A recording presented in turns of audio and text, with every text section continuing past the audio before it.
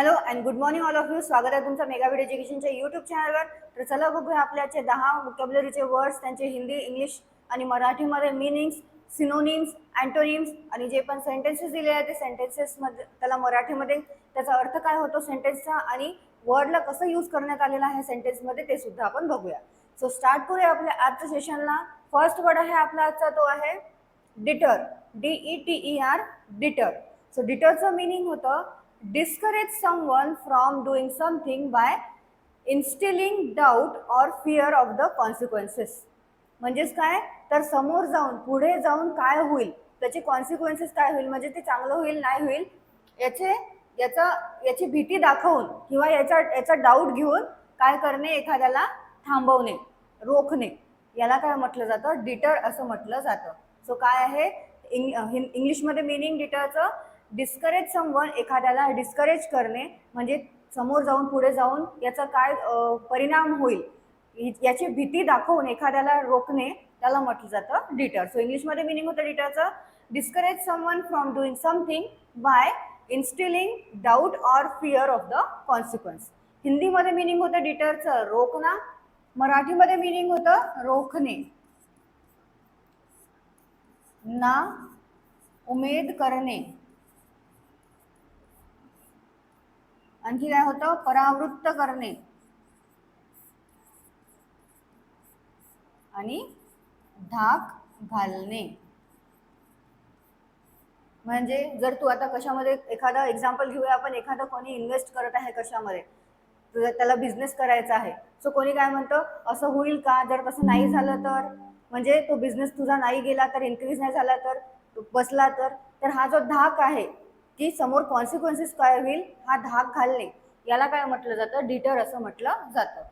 So synonyms आहेत डिटरचे put off, discourage आणि डिसिव्ड. Put off, discourage आणि डिसिव्ड हे आहेत सिनोनिम्स डिटरचे. आणि अँटोनिम्स काय आहेत एनकरेज आणि परस्युएड. ओके एनकरेज आणि परस्युएड हे आहेत अँटोनिम्स डिटरचे.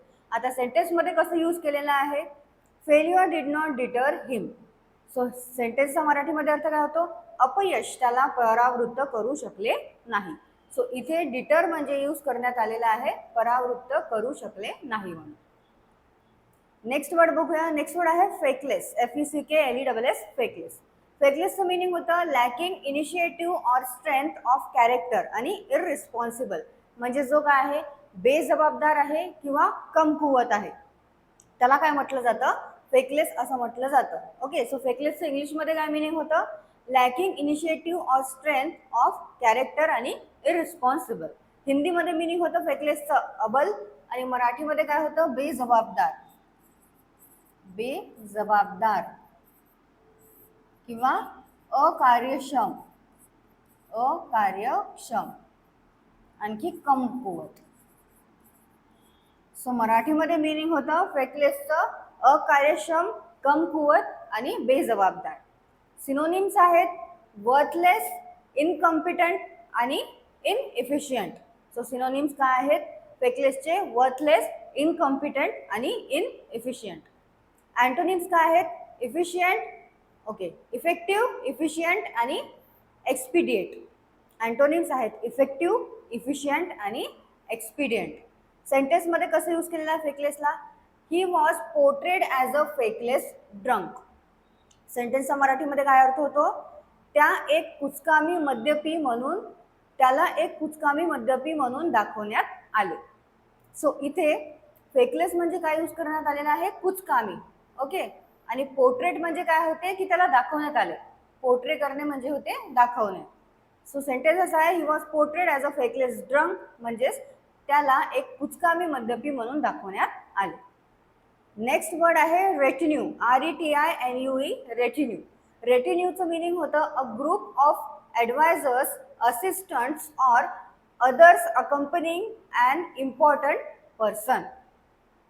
सो काय आहे याचा अर्थ रेटिन्यूचा इंग्लिशमध्ये a group of advisers, assistants or other accompanying and important person. म्हणजेच काय जर जो एखादा इम्पॉर्टंट पर्सन आहे त्याचा जो नौकर वर्ग असतो किंवा त्याच्यासोबत राहणारे जे त्याचे मदतनीस असतात त्याला काय म्हटलं जातं रेटिन्यू असं म्हटलं जातं. अंगरक्षक सुद्धा असते. अंगरक्षक जे वर्ग असतं त्याला सुद्धा काय म्हटलं जातं, रेटिन्यू असं म्हटलं जातं.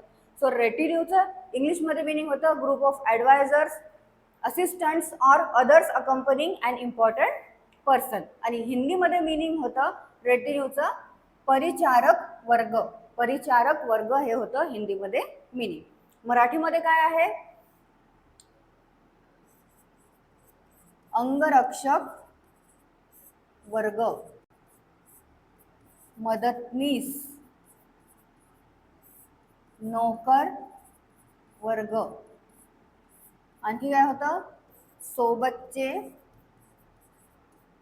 सेवक किंवा साथीदार, आणखी लवाजमा. ओके, लवाजमा. सो मराठीमध्ये काय मिनिंग होतं रेटिन्यूचं, लवाजमा, आणखी अंगरक्षक वर्ग, मदतनीस, नौकर वर्ग, सोबतचे सेवक किंवा साथीदार. सिनोनिम्स आहेत एंटरेज, एस्कॉर्ट आणि स्टाफ. काय आहेत सिनोनिम्स रेटिन्यूचे, एंटरेज, एस्कॉर्ट आणि स्टाफ. सेंटेन्समध्ये कसं यूज केलेलं आहे आता रेटिन्यूला, he travelled with a huge retinue of servants. सेंटेन्सचा काय अर्थ होतो मग आता इथे, तो नौकर चाकरांच्या मोठ्या लवाजम्यासह फिरत असे. सो इथे रेटिन्यू म्हणजे यूज करण्यात आलेला आहे लवाजम्यासह म्हणून. आणि जे लवाजम्यासह आहे याला काय म्हणू शकतो आपण, आणखी ताफा. म्हणजेच काय आहे की तो खूप मोठ्या, जे नौकर चाकर आहे त्या मोठ्या ताफ्यासोबत, म्हणजे त्याचे जे सोबतचे आहेत ते खूप साऱ्या ताफ्यांसोबत फिरत आहे. तो म्हणजे खूप जण आहे त्याच्यासोबत तो फिरत आहे असं म्हणू शकतो आपण. सो रेटिन्यूचं मिनिंग काय होतं मराठीमध्ये, लवाजमा, अंगरक्षक वर्ग, नौकर वर्ग आणि मदतनीस, सोबतचे सेवक किंवा साथीदार. आणि सेंटेन्स काय आहे, travelled with a huge retinue of servants, म्हणजे तो नौकर चाकरांच्या मोठ्या लवाजम्यासोबत फिरत असे. नेक्स्ट वर्ड आहे ट्रिब्युलेशन, TRIBULATION, ट्रिब्युलेशन. ट्रिब्युलेशनचं मिनिंग होतं a state of great suffering of body or mind. जसं आपलं काल सुद्धा एक वर्ड झालेला आहे, एकदा बघून घ्या, कालच्या सेशनमध्ये एक वर्ड झालेला आहे आपला, त्याचं सुद्धा मिनिंग काय होतं, a state of great suffering of body or mind. So याचा अर्थ काय होतो, एकतर यातना होतं, दुःख होतं, किंवा आपण पीडा म्हणू शकतो. सो याला काय म्हटलं जातं, जे काही यातना, पीडा आणि दुःख आहे याला इंग्लिशमध्ये काय वर्ड आहे, ट्रिब्युलेशन. ओके, सो ट्रिब्युलेशनचं इंग्लिशमध्ये मिनिंग होतं a state of great suffering of body or mind. हिंदीमध्ये मिनिंग होतं तणाव, मराठीमध्ये मिनिंग होतं संकट, क्लेश, यातना, पीडा आणि दुःख. सो मराठीमध्ये मिनिंग होतं ट्रिब्युलेशनचं संकट, क्लेश, यातना, दुःख आणि पीडा. सिनोनिम्स आहेत डिस्ट्रेस, ॲगनी आणि मिझरी. आणि अँटोनिम्स आहेत कम्फर्ट, रिलीफ आणि कन्सोलेशन. सिनोनिम्स आहेत ट्रिब्युलेशनचे डिस्ट्रेस, ॲगनी आणि मायझरली, MISERY, मिझरी. आणि अँटोनिम्स आहेत कम्फर्ट, रिलीफ आणि कन्सोलेशन. सेंटेन्समध्ये कसं यूज केलेलं आहे, so rejoice in hope, be patient in tribulation. Okay, आता या सेंटेन्सचा अर्थ काय आहे, तर आशेमध्ये आनंद माना. म्हणजेच काय आहे, जे रिजॉईस आहे त्याला काय म्हटलं जातं, आशा. सो आशेमध्ये आनंद माना. ओके, होपमध्ये रिजॉईस माना, म्हणजे रिजॉईस इन होप म्हणजे आशा होतं, होप म्हणजे होतं आशा, आशेमध्ये आनंद माना. आणि बी पेशंट इन ट्रिब्युलेशन म्हणजेच संकटात संयम ठेवा, म्हणजेच संयम म्हणजे होतं पेशंट. आणि इथे ट्रिब्युलेशन म्हणजे यूज करण्यात आलेलं आहे संकटात. काय होतं, rejoice in hope, be patient in tribulation म्हणजे आशेमध्ये आनंद माना आणि संकटात संयम राखा. आणि होप म्हणजे होतं आशा आणि रिजॉईस म्हणजे होतं आनंद. नेक्स्ट वर्ड आहे बेलिविक, BAILIWICK, बेलिविक. बेलिविकचं मिनिंग आहे a reason of activity, knowledge or influence. So हे काय आहे, कशासाठी यूज करण्यात येतो बेलिविकला, क्षेत्रासाठी. आता ते कार्यक्षेत्र आहे किंवा एखाद्याचं अधिकार क्षेत्र आहे, याला काय म्हटलं जातं, बेलिविक असं म्हटलं जातं. सो बेलिविकचं इंग्लिशमध्ये मिनिंग होतं a reason of activity, knowledge or influence. हिंदीमध्ये मिनिंग होतं क्षेत्र, मराठीमध्ये काय मिनिंग होतं? कार्यक्षेत्र किंवा अभ्यासाचा विषय किंवा विभाग आणि अधिकार क्षेत्र.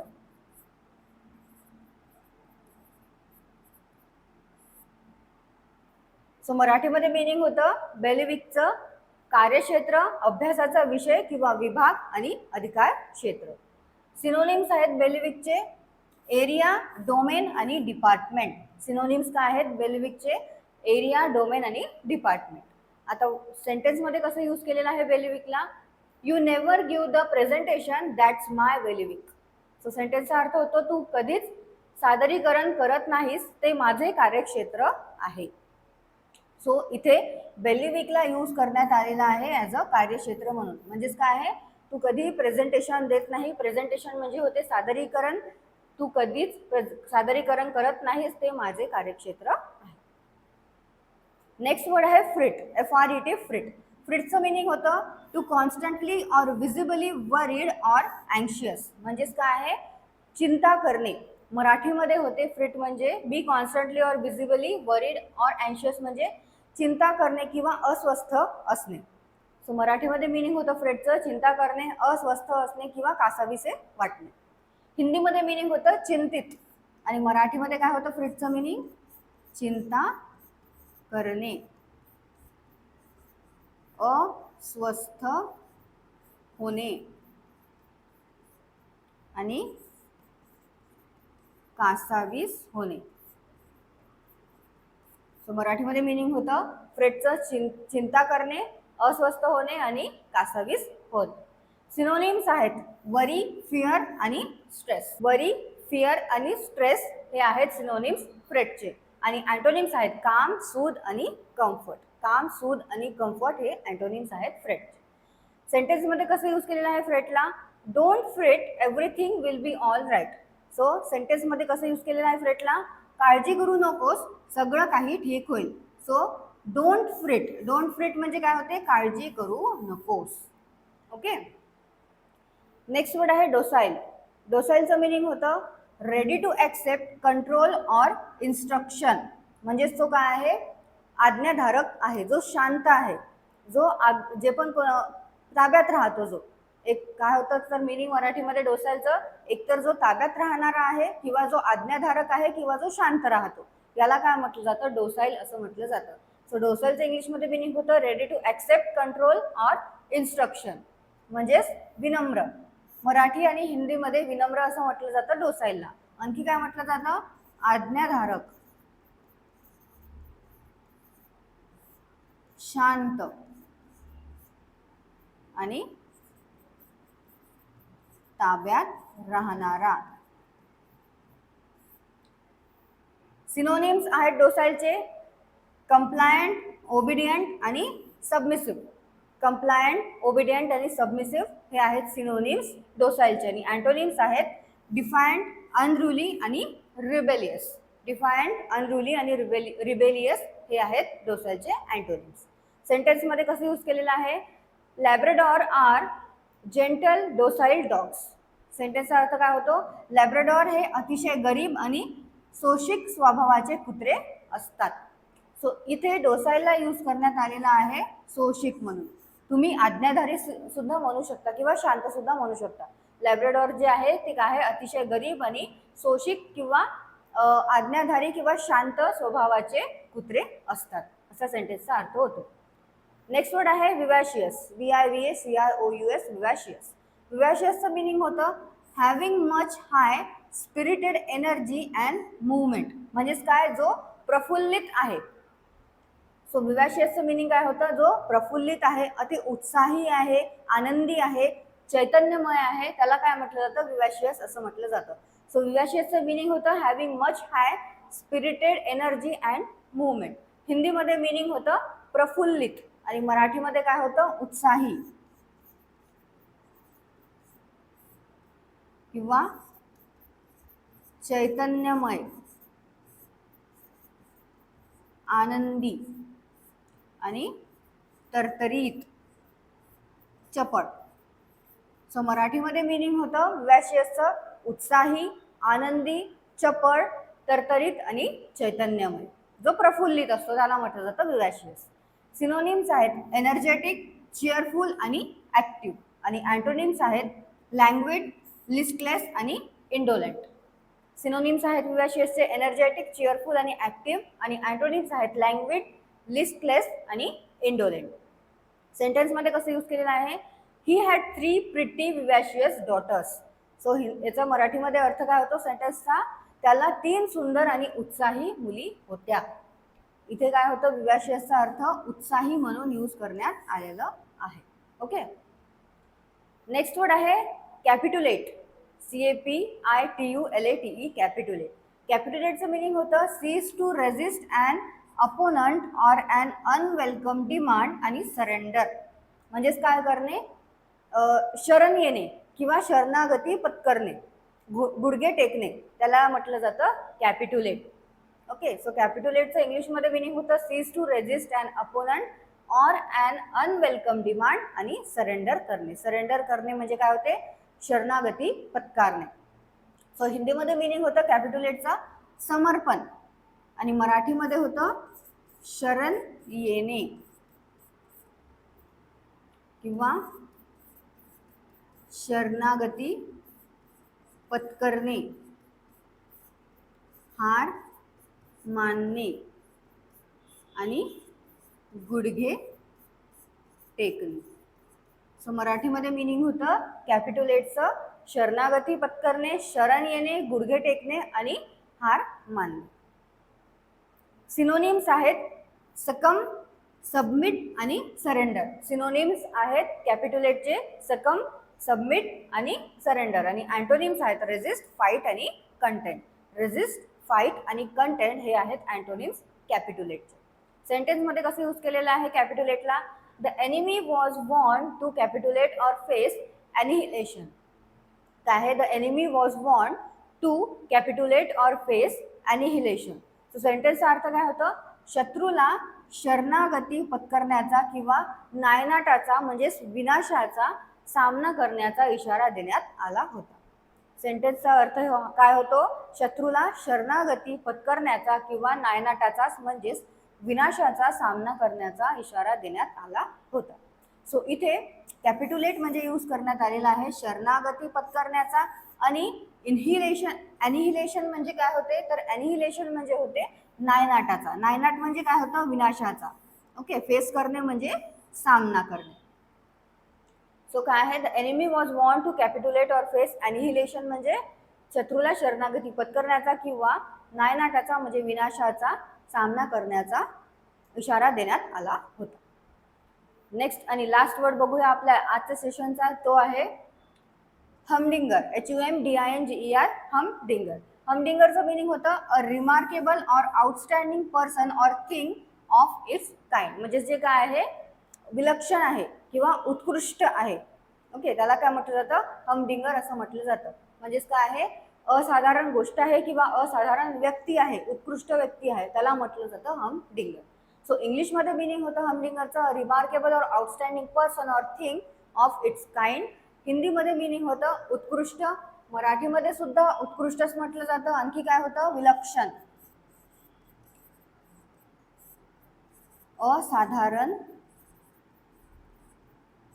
गोष्ट किंवा व्यक्ती. सो मराठीमध्ये काय मिनिंग होतं हमडिंगरचं, विलक्षण, असाधारण गोष्ट किंवा व्यक्ती आणि उत्कृष्ट. सिनोनिम्स आहेत मार्वेलस, एक्सलंट आणि गुड. मार्वेलस, एक्सलंट आणि गुड हे आहेत सिनोनिम्स हमडिंगरचे. आणि अँटोनिम्स आहेत अनरिमार्केबल आणि अनइम्प्रेसिव्ह. अनरिमार्केबल आणि अनइम्प्रेसिव्ह हे आहेत अँटोनिम्स हमडिंगर. सेंटेन्समध्ये कसं यूज केलेलं आहे, I can say his latest film is a humdinger. सेंटेन्सचा अर्थ काय होतो, मी असं म्हणू शकतो की त्याचा अलीकडचा चित्रपट अतिशय उत्कृष्ट आहे. सो इथे हमडिंगर म्हणजे यूज करण्यात आलेला आहे अतिशय उत्कृष्ट म्हणून. सो परत एकदा सगळे वर्ड्स वाचून घ्या. फार इझी वर्ड्स होते आणि काहीतरी नवीन वर्ड्स होते आज. आणि जो हा वर्ड आहे ट्रिब्युलेशन, सो असाच एक वर्ड जो आहे या मिनिंगचा एक वर्ड आधीच्या सेशनमध्ये झालेला आहे तो पण एकदा वाचून घ्या, की त्याला आणखी सिनोनिममध्ये आपण कोणता वर्ड यूज करू शकतो हे तुम्हाला कळेल.